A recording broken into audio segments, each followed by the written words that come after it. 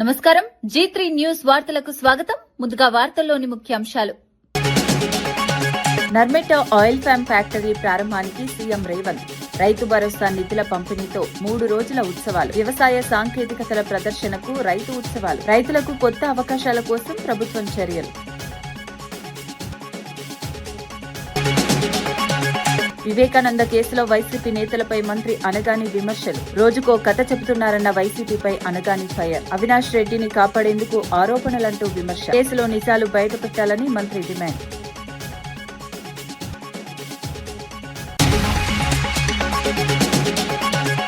Graphics అభివృద్ధిపై AP Telangana ప్రభుత్వాలపై కవిత విమర్శ, ప్రచారం కోసం గ్రాఫిక్స్ తో ప్రజలను మోసం చేస్తున్నారన్న వాస్తవ అభివృద్ధి లేకుండా ప్రచారమే జరుగుతోందన్న విమర్శ.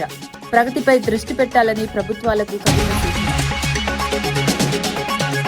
లిక్కర్ స్కామ్ పై జగన్ మౌనాన్ని ప్రశ్నించిన వర్ల రామయ్య, అరెస్టులు జరిగినా స్పందించలేదన్న జగన్ పై విమర్శ. లిక్కర్ పాలసీలో అవకతవకలపై ఆరోపణలు, పూర్తి స్థాయి దర్యాప్తు చేయాలని డిమాండ్.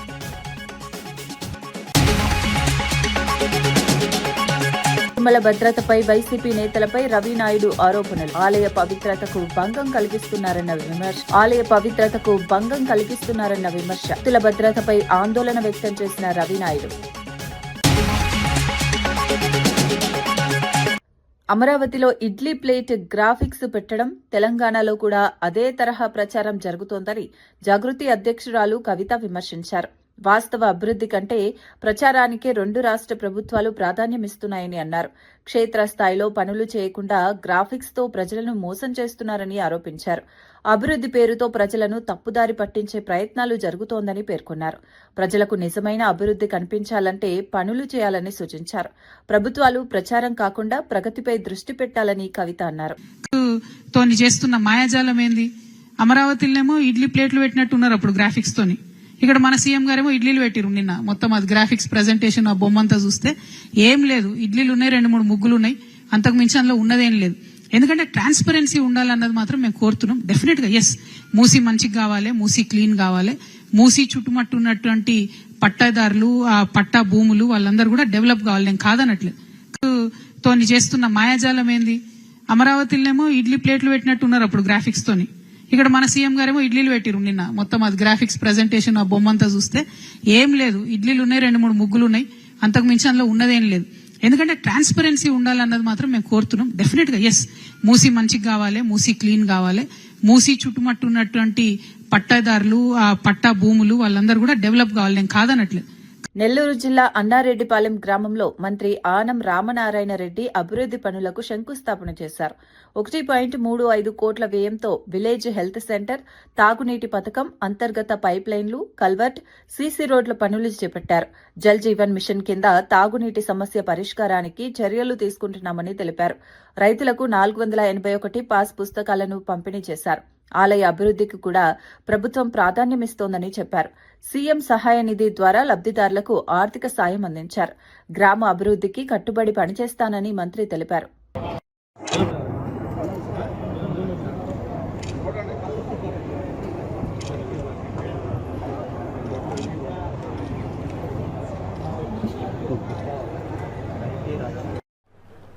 మీ గ్రామంలో ఉన్న వైసీపీ నాయకులు ఆనాడు జగన్మోహన్ రెడ్డి బొమ్మ వేసిన పాస్ పుస్తకాలు ఈ ఊర్లో పంచలేదు. పంచారా ఈ ఊర్లో? నాకు తెలిసి మా అధికారులు చెప్పారు, ఒక్క పుస్తకం కూడా ఇవ్వలేదని. చాలా అదృష్టవంతులు మీరు. చాలా గ్రామాల్లో ఆయన బొమ్మ వేసిన పాస్ పుస్తకం ఇచ్చారు. ఆ పాస్ పుస్తకాలన్నీ ఇవాళ చెల్లవని చెప్పి ప్రభుత్వాలు తీర్మానించారు. ఎన్నికల్లో నేను పర్యటనకు వచ్చినప్పుడు కూడా చెప్పాను, ల్యాండ్ టైటిలింగ్ యాక్ట్ పెట్టి ఇటువంటి దగాకోరు పాస్ పుస్తకాలు జగన్మోహన్ రెడ్డి బొమ్మతో మన రైతులకు ఇస్తే ఇవి చెల్లవు, వీటికి బాధ్యత లేదు, ఏ ప్రభుత్వ అధికారి కూడా దీన్ని ఆమోదించరని చెప్పి ఆనాడే నేను చెప్పడం జరిగింది.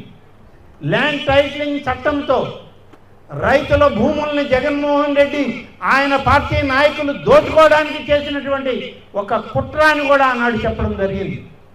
అయితే మీ నాయకులు ఎందుకో మీ ఊర్లో పంపిణీకి ముందుకు రాలా. వీళ్ళకు ముందు చూపు ఉందనుకుంటాను మీ గ్రామ నాయకులకి. అందుకనే ఆ ప్రక్రియ ఈ గ్రామంలో చేయలేవాళ్ళు. ఎందుకంటే ఎలాగో వచ్చేది కూటమి నాయకత్వం, ఈ పాస్ పుస్తకాలు చెల్లవు, ఎప్పుడైనా గ్రామంలో రైతులు నిలదీస్తే జవాబు చెప్పాల్సి వస్తుందని తప్పుకున్నారు ఈ పాస్ పుస్తకాల పంపిణీ కాలం. దీంట్లో ఎక్కడైనా చూడండి ప్రభుత్వం ముద్ర లేదు, ఆయన ఫోటో, ఆయన నవరత్నాలు. లోపల తీసుకోవడం చూద్దాం. రైతాంగం అని చెప్పి నేను మీకు మనవి చేస్తున్నాను. అందుకనే మేము అధికారంలోకి వచ్చిన వెంటనే కొత్త పాస్ పుస్తకాలు ఇవ్వడానికి ఒక నిర్ణయం చేస్తే, కొత్త పాస్ పుస్తకాల్లో ప్రభుత్వం యొక్క రాజముద్ర ఉండాలి, ప్రభుత్వం యొక్క ఆధారాలు ఉండాలి, ఆ రైతు ఫోటో ఉండాలి, రైతు భూమి ఉండాలి, రైతు భూమికి సంబంధించిన సర్వే నంబర్ ఉండాలి.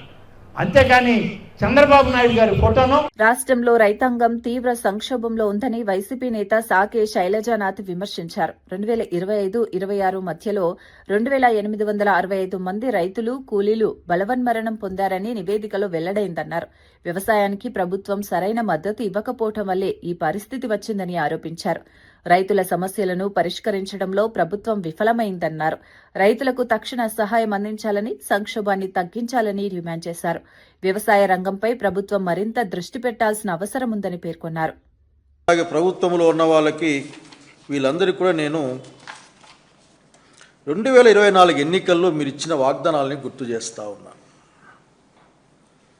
మీరు సూపర్ 6లో భాగంగా ప్రతి రైతుకు 20,000 రూపాయలు సాయం చేస్తానని చెప్పారు. పెట్టుబడి ఇస్తాను సొంతంగా రాష్ట్ర ప్రభుత్వం నుంచి అని చెప్పారు. 9 గంటలు నాణ్యమైన ఉచిత విద్యుత్ సరఫరా రాజశేఖర రెడ్డి గారి యొక్క పుణ్యం. అట్లాగే రాయితీలతో సోలార్ పంపు సెట్లు, కరెంటు మిగులుతుంది, దాన్ని మేము కొంటామని కూడా చెప్పారు. సబ్సిడీపై వ్యవసాయ పరికరాలు, ధరల స్థిరీకరణకు నిధి, అట్లాగే కౌలు రైతులు కూడా అన్ని సంక్షేమ పథకాలు, పంటల బీమా కూడా ఇస్తాం. రైతు కూలీలకు కార్పొరేషన్ స్థాపించి వాళ్ళకు రాయితీలు, సంక్షేమ పథకాలు ఇస్తాం. అట్లాగే ప్రతి పార్లమెంట్లో కూడా 1000 ఎకరాల్లో సేంద్రియ వ్యవసాయాన్ని చేపట్టి మేము మార్కెటింగ్ వరకు కలుగజేస్తామని చెప్పారు. ఇంకా దానికట్లే కంటిన్యూషన్గా ప్రభుత్వ రంగంలో గిడ్డంగులు, కోల్డ్ స్టోరేజ్లు ఆధునీకరణ, పాతవే కాకుండా కొత్త వాటిని కూడా మొదలు పెడతామని చెప్పారు. అట్లాగే దళారుల దోపిడీ లేకుండేందుకోసం ఏపీఎంసీ యాక్ట్ని, మార్కెట్ కమిటీల యాక్ట్ని చాలా పటిష్టంగా అమలు చేస్తామని చెప్పారు. అట్లాగే సిరికల్చర్కి ఇట్లా చిన్న చిన్న రీజన్లు చెప్పారు. అయ్యా బాబు గారు, పెద్దలు, ఇవన్నీ మీరు అమలు చేసి ఉంటే ఈరోజు రైతుకు ఈ కష్టం వచ్చిండేది కాదన్నది పెద్దల యొక్క అభిప్రాయం. రాజకీయాలకి రైతుని ముడిపెట్టకూడదు, వ్యవసాయాన్ని అందుకని అన్నం తినే అన్నం కాబట్టి వ్యవసాయాన్ని తగినంత ప్రేమతో మీరు దాన్ని తీసుకెళ్ళాలి అని చెప్పారు. దీన్ని మానవీయ కోణంలో చూడాలి కానీ ఇంకో విధంగా చూడడానికి వీల్లేదని ఏ కమిటీ వచ్చినా చెప్పింది. ఏ ఒక్క పంటకు కూడా అరాకొరా మినహాయిస్తే మద్దతు ధర లభించలేదు. రైతుకు ఈ రోజున ఈ నిమిషానికి వ్యవసాయంలో వరి కళ్ళాల్లోకి వచ్చింది. వరి సరిగ్గా కొనేవాళ్ళు కూడా లేరు, వరి కొనుగోలు కేంద్రాలు కూడా లేవు. నా మద్దతు ధర 2,400 రూపాయలు ఉంటే ఈ రోజున 1,500కి 1,600కి అమ్ముకుందామన్నా కొనడం కష్టమైన సంగతి ఇక్కడ నేను గుర్తు చూస్తూ ఉన్నాను. అట్లాగే అరటికాయలు ఈ రోజున సీజనల్ క్రాప్ కాదు, కంటిన్యూస్ క్రాప్. ఇప్పుడు అరటిపండ్లు అనేది 5 రూపాయలు 7 రూపాయలకి కిలో అమ్ముకునే పరిస్థితిని చూస్తూ ఉన్నాం. చీనీ ధర అయితే యుద్ధం కారణంగా, ఇంకొక కారణం చెప్పేసి ఎండాకాలంలో చీనాకాయల ధర భయంకరంగా పెరిగిపోవాలి. అట్లా కాకుండా ధర తగ్గిపోయి ఏం చేయాలో అర్థం కాని పరిస్థితులు రైతాంగం ఈరోజు చూస్తూ ఉన్నాం. ఇంకా మీకు ఏ పంట కావాలి? శనగలు 5,600 పైన ఉంటే 5,000 కొనుక్కోమని అడుగుతూ ఉన్నారు. ఈ రోజున ఏం చేయాలో అర్థం కాని పరిస్థితి. కనుక మీరు ఒకసారి మనసు పెట్టాలి. ఈ మాటలే కాదు, లేక బెదిరింపులే కాదు, లేకుంటే గవర్నమెంట్ ఆఫ్ ఇండియా నుంచి నేను హబ్బులు తెచ్చి పెడతాననే ఒక హామీలే కాదు. మీరు చెప్పిన విధంగానే ధరల స్థిరీకరణకు ఒక 2,000 కోట్లు కేటాయించి ఉంటే, ఎందుకంటే దాదాపు 3 లక్షల కోట్ల పైగా అప్పులు తెచ్చిన కాలంలో ఒక్క 1% అయినా 3,000 కోట్లు ఎంతో అయ్యుండేది. కనుక 1% రైతాంగాని కోసం మీరు ధరల స్థిరీకరణకు పెట్టింటే బాగుండేది. కానీ మీరు ఇచ్చిన డబ్బులు 300 కోట్లు అనే విషయాన్ని గుర్తు చేస్తూ ఉన్నాను. మేము వేసిన పంటకి, మేము పెట్టిన పెట్టుబడికి, అట్లాగే రైతు కుటుంబాలుగా మా కుటుంబం మొత్తం పడ్డ శ్రమకు ఈ రోజున ఏమాత్రం విలువ లేదు.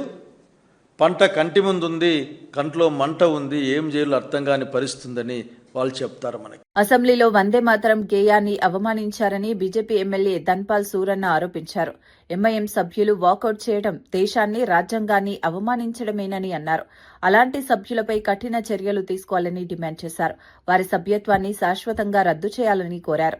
దేశ గౌరవాన్ని కాపాడే భద్రత ప్రతి ప్రజాప్రతినిధికి ఉందని చెప్పారు. ఇలాంటి ఘటనలు మళ్లీ జరగకుండా చర్యలు తీసుకోవాలని ప్రభుత్వాన్ని కోరారు. మరియు భరతమాతని కూడా అవమానపరిచినట్లే. ఈ విషయాన్ని మేము స్పీకర్ వద్దకు తీసుకెళ్తాం. స్పీకర్ గారు వారిపైన చట్టరీత్యా చర్య తీసుకోవలసిందిగా, మరియు వారి ఎమ్మెల్యే సభ్యత్వాన్ని, ఎమ్మెల్సీ సభ్యత్వాన్ని శాశ్వతంగా రద్దు చేయవలసిందిగా భారతీయ జనతా పార్టీ డిమాండ్ చేస్తూ ఉంది. భారత్ మాతాకి జై, జై శ్రీరామ్. శంషాబాద్ పోలీస్ స్టేషన్లో సిపి సుధీర్ బాబు సిట్ అధికారులతో సమావేశమయ్యారు. మొయినాబాద్ ఫామ్ హౌస్ డ్రగ్స్ కేసులో మొదటి రోజు విచారణపై సమీక్ష నిర్వహించారు. ఎంపీ పుట్టా మహేష్ ఆరోపణలపై సరైన సమయంలో పూర్తి వివరాలు వెల్లడిస్తామని తెలిపారు. ఈ కేసులో సిట్ దర్యాప్తు వేగంగా కొనసాగుతుందని చెప్పారు. కీలక సమాచారం సేకరిస్తున్నామని వెల్లడించారు. నిందితులపై కఠిన చర్యలు తీసుకోవాలని స్పష్టం చేశారు. దర్యాప్తు పూర్తయ్యే వరకు అన్ని కోణాల్లో పరిశీలన కొనసాగుతుందని అధికారులకు తెలిపారు. Some officers are not running, team only. We are professionally going ahead with the investigation. Whatever is important required to be informed to the press, we certainly thank you. దేశంలో అతిపెద్ద నర్మెట ఆయిల్ ఫామ్ ఫ్యాక్టరీని CM Revanth Reddy మార్చి 22న ప్రారంభించనున్నారు. ఈ కార్యక్రమంలో రైతు భరోసా నిధులను కూడా పంపిణీ చేయనున్నట్లు మంత్రి తుమ్మల నాగేశ్వరరావు తెలిపారు. 3 రోజులు రైతు ఉత్సవాలను కూడా నిర్వహించనున్నారు. ఈ ఉత్సవాల్లో వ్యవసాయ సాంకేతికతలు, హార్టికల్చర్, పశు సంవర్ధక రంగ అభివృద్ధిని ప్రదర్శించనున్నారు. రైతులకు కొత్త అవకాశాలు కల్పించడమే లక్ష్యమని తెలిపారు. రాష్ట్రంలో వ్యవసాయ రంగాన్ని బలోపేతం చేయడానికి ప్రభుత్వం చర్యలు తీసుకుంటోందన్నారు. సందర్భంగా ఈ రాష్ట్ర రైతాంగానికి సాంకేతికపరమైనటువంటి అవగాహన, వ్యవసాయంలో నూతన పద్ధతులు, తీసుకోవాల్సినటువంటి జాగ్రత్తల మీద అవగాహన సదస్సులతో పాటు రైతుల యొక్క సందేహాలకి సమాధానాలతో పాటు అన్ని రకాల వ్యవసాయ పనిముట్ల యొక్క ప్రదర్శన, అదేవిధంగా అనుబంధ రంగాలైనటువంటి పశుసంవర్ధక శాఖకు సంబంధించినటువంటి స్టాల్స్, సుమారు 150 స్టాల్స్ ని వ్యవసాయ శాఖ ఆనాడు ఏర్పాటు చేస్తుంది. ఆయిల్ ఫామ్ ఫ్యాక్టరీ ప్రారంభోత్సవం, దాంతో పాటు రిఫైనరీ కూడా శంకుస్థాపన, రైతు భరోసా 9,000 కోట్లు ఒకే నెలలో విడుదల చేయడానికి గౌరవ ముఖ్యమంత్రి గారు అంగీకరించి ఆ రోజు వేదిక మీద నుంచి 70 లక్షల మంది రైతులకి రైతు భరోసా నిధులు కూడా విడుదల చేయడం జరిగింది. కాంగ్రెస్ పార్టీలో తగిన గౌరవం లభించడం లేదని జీవన్ రెడ్డి అసంతృప్తి వ్యక్తం చేశారు. 4 దశాబ్దాల సేవ చేసినప్పటికీ గుర్తింపు దక్కలేదని అన్నారు. జగిత్యాల ఎమ్మెల్యే సంజయ్ కుమార్ వ్యాఖ్యలు, పార్టీ అంతర్గత వ్యవహారాలు తనను నిరాశకు గురిచేశాయని తెలిపారు. ఈ పరిస్థితుల్లో పార్టీ మార్పు ఆలోచనలో ఉన్నట్లు సంకేతాలిచ్చారు. సీనియర్ నేతలకు గౌరవం, గుర్తింపు ఉండాలని స్పష్టం చేశారు. పార్టీ లోపల సమస్యలు పరిష్కారం కాకపోవడం వల్లే ఈ నిర్ణయం వైపు ఆలోచిస్తున్నానని వెల్లడించారు. పేర్కొనడం చూస్తుంటే నాకు ఆశ్చర్యం కలుగుతుంది అంటున్నా. అసలు ముందు ఆయన ఏ పార్టీ అని తెలుసా అని అడుగుతుంది. 4 దశాబ్దాల అనుబంధం ఉన్నటువంటి ఒక పార్టీ నుండి విడిపోవాలని ఎవరు కూడా కోరుకోరు. కానీ వీళ్ళు ఈ పరిస్థితి ఉత్పన్నం కావడానికి కారకులు ఎవరు అని చెప్పి అంటున్నాను నేను. ఆయన ఏ పార్టీ ఎక్కడున్నాడో ఆయనకే తెలియదు. ఇవాళ ముఖ్యమంత్రి గారితో కలిసి పనిచేయడం అని చెప్పారంటే కాంగ్రెస్ పార్టీ అంతర్గత వ్యవహారాలలో జోక్యం చేసుకోవటమా? నామినేటెడ్ పోస్టుల్లో జోక్యం చేసుకోవటం, స్థానిక సంస్థల ఎన్నికల్లో జోక్యం చేసుకోవటం ఈ సంజయ్ కుమార్ గారు కాదా అని చెప్పి అంటున్నాను. నువ్వు వచ్చి మాకు చిచ్చు పెట్టకుంటే మాకు ఈ సమస్య ఉత్పన్నమవుతుండేనానే. స్టిల్ కాంగ్రెస్ వదిలినాడు ఏదైతుందో న్యాచురల్లీ అన్ని మారాల్సి వస్తుంది. కాంగ్రెస్ పార్టీ వదిలిన తర్వాత ఇప్పుడు మీలాంటి సూచన తీసుకుంటాం. డెఫినెట్లీ సంజయ్ కుమార్ ప్రధాన పాత్రదారుడు. ఆయన ఆడించే వాళ్ళు ఎన్నికెవరు ఉన్నారో తెలియదు కానీ డెఫినెట్లీ ఆయన పాత్రదారుడు అయితే ముందు కనబడుతుండే. ఆయన ఈ సమస్యకు పరిష్కారం మీరు సూచన చేయగలుగుతారా? వివేకానందరెడ్డి హత్య కేసులో వైసీపీ నేతలు రోజుకో కథ చెప్తున్నారని మంత్రి అనగాని సత్యప్రసాద్ విమర్శించారు. గతంలో సౌమ్యుడనని చెప్పిన వ్యక్తిని ఇప్పుడు దొంగగా చిత్రీకరిస్తున్నారని అన్నారు. అవినాష్ రెడ్డిని కాపాడేందుకు సునీతపై ఆరోపణలు చేయటం దారుణమని మండిపడ్డారు. గూగుల్ టేక్అవుట్ ద్వారా ఆధారాలు బయటపడినా ప్రభుత్వం దాన్ని పక్కన పెడుతోందని ఆరోపించారు. ఈ కేసులో నిజాలు బయటకు రావాలని, బాధ్యులపై చర్యలు తీసుకోవాలని డిమాండ్ చేశారు. అంటే మీ బాధ్యత అంటే మీకు ప్రజల మీద ప్రేమ లేదు, ప్రజలను కూడా ఎటు ఉద్దేశాలు మనం చూస్తా ఉన్నాం. మీరు ఎప్పుడు వచ్చినా కూడా కేవలం మీకు అనువాయులు, మీ ఎవరైతే మీకు ఆస్తులు దోచిపెట్టారో వాళ్ళ ఇళ్లలో ఇబ్బందులు ఉన్నా లేదా పిల్లలున్నా వెళ్తున్నారు తప్ప ఎక్కడ కూడా ఒక్క పేదవాడికి కానీ ఒక కార్యకర్త కానీ ఒక ప్రజల సమక్షంలో ఒక కార్యక్రమానికి కానీ వెళ్ళారా అడుగుతా ఉన్నా. 20 నెలల్లో ఎక్కడ కూడా ప్రజల కోసం వెళ్లకుండా కేవలం ఏదో బలప్రదర్శన చూపించి పెళ్లిళ్ళకు కూడా వెళ్ళి బలప్రదర్శన చూపించుకోవాలి తప్ప ఎక్కడ కూడా మనకి ఏమీ కనపడే పరిస్థితి. నేను అదే మీకు అందరు కూడా తీవ్ర ఒక బాధతో చెప్తా ఉన్నా. ఎందుకంటే మేము కూడా వచ్చి ఇప్పటికి 18 నెలలు అవుతా ఉంది. సబ్జుడీస్ కాబట్టి తప్పకుండా కోర్టు నుంచి ప్రాపర్గా జడ్జ్మెంట్ వస్తుందని మేము ఆశిస్తా ఉన్నాం. అరే ఒక ఆడ కూతురు ఆవిడ బాధ చెప్తా ఉంటే దాన్ని కూడా హేళన తీసుకుని వచ్చి అంటే మీరు ఇంకా ఇప్పుడు కూడా మారా ఈ రాష్ట్రం సుభిక్షంగా ఉండాలా, పెట్టుబడులు వస్తా ఉన్నాయి, బాగుండాలని చెప్పి తప్పంతా పనిచేస్తున్న ప్రభుత్వం ఇది. ప్రభుత్వం మీద బురద వేయటం, ఇంట్లో ఆడ కూతుర్లను కూడా మీరు వదలట్లే అంటే నిజంగా చాలా బాధగా ఉంది. మీరు ముందు కూడా ఈ వీడియోస్ కూడా చూడాల్సిన ఆవశ్యకత ఉంది. ఎందుకంటే వారి యొక్క మాటలు మాది ఈ యొక్క జగన్ నాటకాల యొక్క జర్నీ. స్టార్టింగ్ లో మంచివారు, సౌమ్యులు, ఎవరికి హాని చేయరు అని చెప్పిన బాబాయ్ ఆఖరికి అతన్ని ఒక కుట్రదారుడుగా, దొంగగా చిత్రీకరిస్తా ఉన్నారు. అసలు నిజంగా చెప్తున్నాను, ప్రేమ, అభిమానం, ఆప్యాలు ఎటు ప్రజల మీద లేదు, ఆంధ్ర రాష్ట్ర ప్రజల మీద లేదు, కుటుంబ సభ్యుల మీద, ఇంట్లో ఆడపడుచుల మీద ఉండాలి కదా అని అడుగుతా ఉన్నాను. అతనికి అసలు అలాంటి హోదాలు ఉండే అర్హత ఉందా అని అడుగుతా ఉన్నాను. మీరే అన్నారు అన్ని విషయాల్లో కూడా.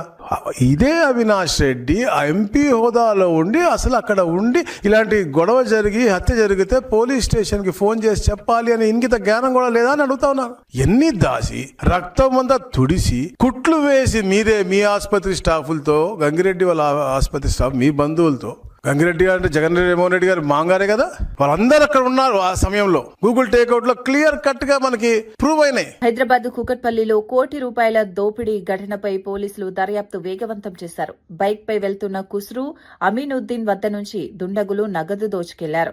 ఏసీపీ నరేష్ రెడ్డి ఆధ్వర్యంలో కేసు నమోదు చేసి విచారణ కొనసాగుతోంది. బాధితులను విచారించే డబ్బు మూలం, గమ్యస్థానంపై సమాచారం సేకరిస్తున్నారు.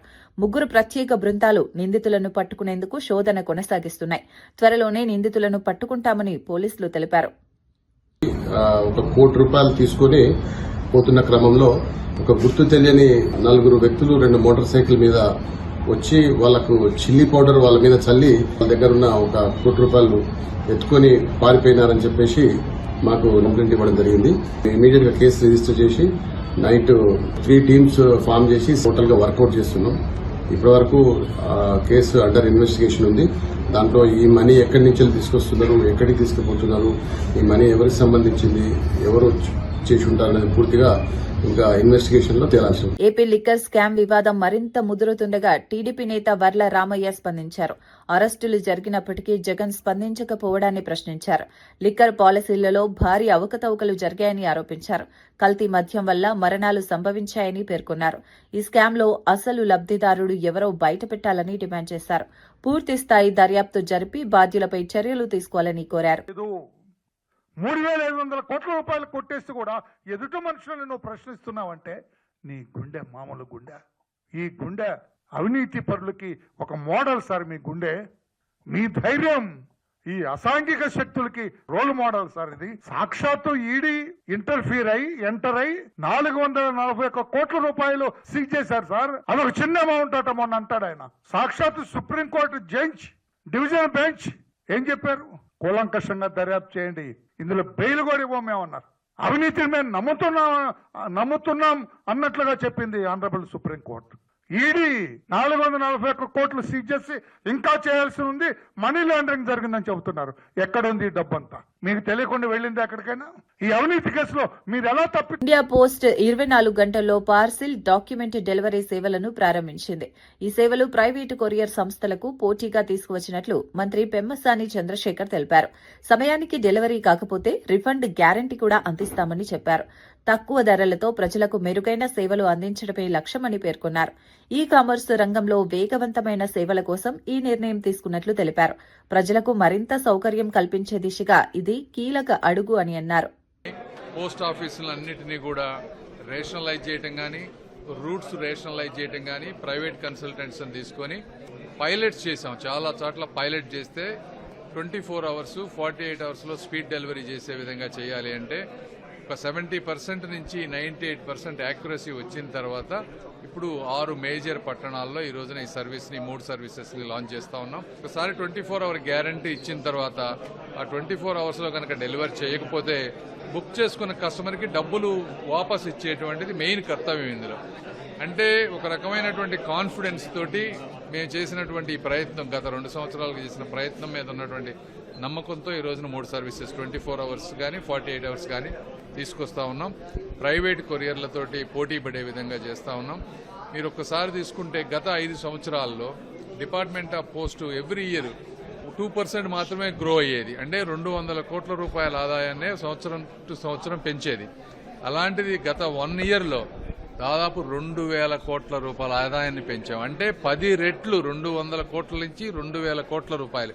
తిరుమల ఆలయ పవిత్రతకు భంగం కలిగేలా వైసీపీ నేతలు వ్యవహరిస్తున్నారని రవినాయుడు ఆరోపించారు. కరుణాకర రెడ్డి చర్యలు ఆలయ వ్యవస్థపై ప్రభావం చూపుతున్నాయని అన్నారు. టీటీడీ చైర్మన్ బీఆర్ నాయుడు కుటుంబాలపై దాడి ప్రయత్నం జరిగిందని పేర్కొన్నారు. తిరుమలలో శాంతి భద్రతలు దెబ్బతింటున్నాయని ఆందోళన వ్యక్తం చేశారు. భక్తుల భద్రత కోసం కఠిన చర్యలు తీసుకోవాలని డిమాండ్ చేశారు. ఆలయ పరిపాలనలో రాజకీయ జోక్యం తగ్గించాలని సూచించారు. గతంలో మీరు అధికారంలో ఉన్నప్పుడేమో స్వామివారిని అడ్డం పెట్టుకొని దోచేసుకున్నారు. యథేచ్ఛగా ఉన్మాదుల్లాగా స్వామివారి కానుకల నుంచి గోల్డ్ వరకు అన్నీ దోచుకున్నారు. ఈరోజు మీరు ఓడిపోయిన తర్వాత 365 రోజులు స్వామివారిని అడ్డం పెట్టుకొని ఉన్మాదుల్లాగా ప్రవర్తిస్తున్నారు. తిరుమల ఎంత పవిత్రమో తిరుపతి కూడా అంతే పవిత్రం. కానీ వైసీపీ నేతలు తీరు మటుకు ఒక రోజేమో మందు బాటలు వాళ్లే పెట్టేసి ఇక్కడ కొండ మీద మద్యం ఉందంటారు, వాళ్లే మాంసం తీసుకెళ్లిపోయి మాంసం ఉందంటారు. దాని తర్వాత వాళ్లే ఏదైతే కల్తీ చేసేసి అబాండాలు వేసేస్తారు, సెటిల్మెంట్లు వాళ్ళే చేస్తారు. అక్కడెక్కడో ఎప్పుడో శనేశ్వర స్వామి విగ్రహం ఎప్పుడో పాతకాలంలో అది విగ్రహం చెక్కేటప్పుడే ఉన్నదాన్ని తీసుకుని వచ్చి అలజడి సృష్టించారు. అలిపిరికాడ అలజడి, తిరుమలలో అలజడి, తిరుపతిలో అలజడి. అసలు ఏం చేయాలనుకుంటున్నారు? ఉగ్రవాదుల్లాగా తీవ్రవాదుల్లాగా స్వామివారి పవిత్రతను దెబ్బతీయాలని జగన్మోహన్ రెడ్డి డైరెక్షన్ లో జరుగుతున్నది అనేది స్పష్టంగా అర్థమైపోతుంది. ఇది ఉన్మాదులో దాడిగానే అభివర్ణించాలి. ఇది తాడేపల్లి ప్యాలెస్ నుంచి వస్తున్న స్క్రిప్ట్. స్వామివారి పవిత్రతను దెబ్బతీయాలి, భక్తుల మనోభావాలు దెబ్బతీయాలి, తిరుమలకు భక్తులే రాకూడదన్నట్టు వాళ్ళ తీరు ప్రవర్తిస్తున్నారు. వాళ్ళ మాట తీరు గాని, వాళ్ళు చేస్తున్న ప్రవర్తనలు గాని, వాళ్ళు ఆచరిస్తున్న విధానాలు గాని ఇది దాడే. తిరుమలపై జరుగుతున్న దాడి, భక్తులపై జరుగుతున్న దాడి. వార్తలు ముగించే ముందు ముఖ్యాంశాలు మరోసారి. నర్మెట ఆయిల్ ఫామ్ ఫ్యాక్టరీ ప్రారంభానికి సీఎం రేవంత్. రైతు భరోసా నిధుల పంపిణీతో 3 రోజుల ఉత్సవాలు. వ్యవసాయ సాంకేతికతల ప్రదర్శనకు రైతు ఉత్సవాలు. రైతులకు కొత్త అవకాశాల కోసం ప్రభుత్వం చర్యలు. వివేకానంద కేసులో వైసీపీ నేతలపై మంత్రి అనగాని విమర్శలు. రోజుకో కథ చెబుతున్నారన్న వైసీపీపై అనగాని ఫైర్. అవినాష్ రెడ్డిని కాపాడేందుకు ఆరోపణలంటూ విమర్శ. కేసులో నిజాలు బయటపెట్టాలని మంత్రి డిమాండ్.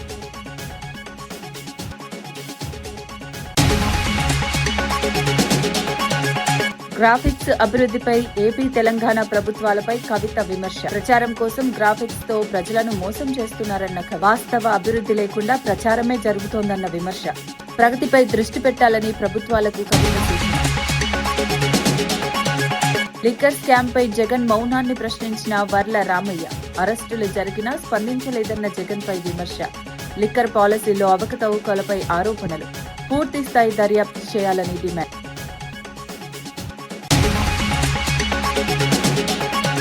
తిరుమల భద్రతపై వైసీపీ నేతలపై రవినాయుడు ఆరోపణలు. ఆలయ పవిత్రతకు భంగం కలిగిస్తున్నారన్న విమర్శ. భక్తుల భద్రతపై ఆందోళన వ్యక్తం చేసిన రవినాయుడు. ఈనాటి వార్తా విశేషాలు. మరో బులెటిన్లో మళ్ళీ కలుద్దాం. నమస్కారం.